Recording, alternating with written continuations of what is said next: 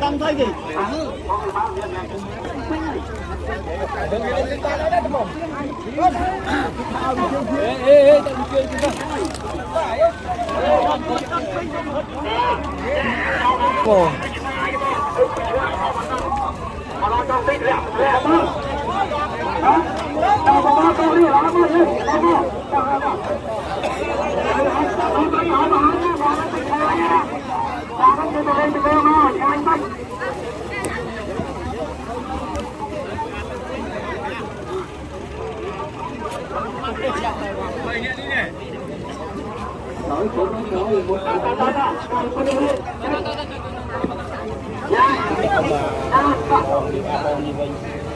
Rồi mà lại không tha chúa tay máu ai biết cũng phải Cầu quan cần được ra có chết thực tâm chút tập pin mắt thì anh mò tầm ngon mà để nó đằng quỳ thôi nhiều ghê ai mà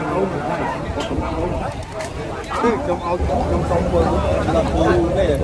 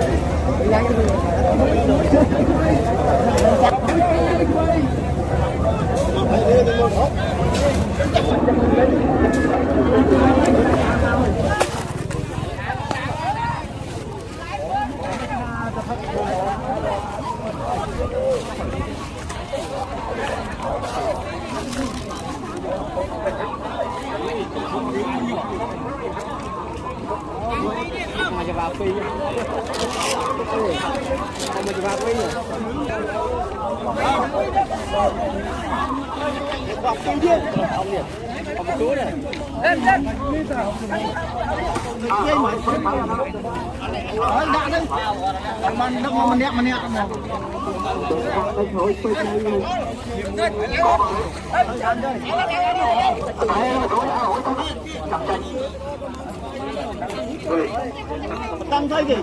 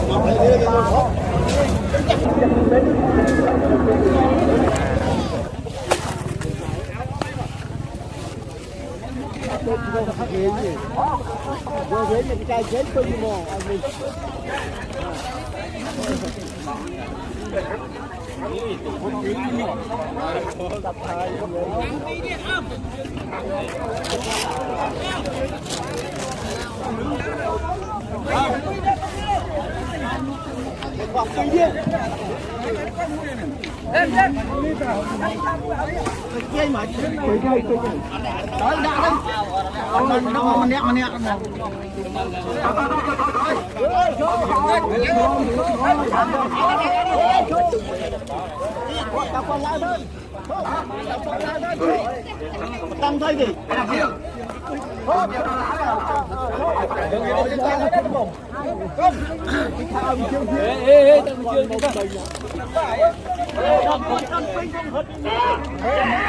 Ồ.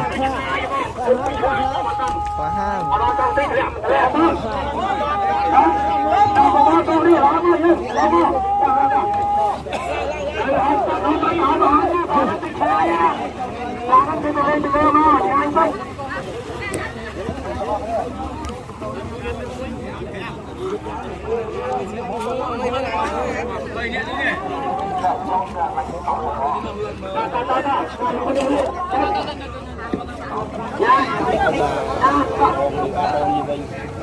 trời mà ai ăn mùi thằng thà chua đầy máu ai biết cũng Cầu trang cầm dừng trang. có chết tâm chút cà phê mát thì anh mò tụi mong mà đi ấy mà chẳng quay thôi nhiều về thay mà không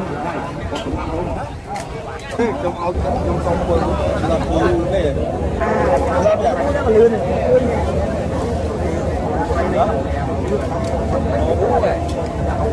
Một vô.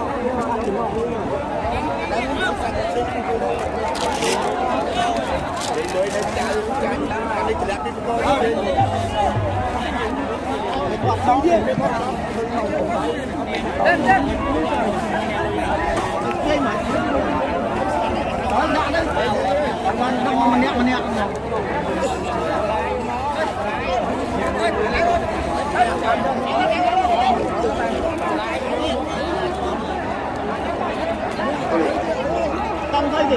Hãy subscribe cho kênh Ghiền Mì Gõ để không bỏ lỡ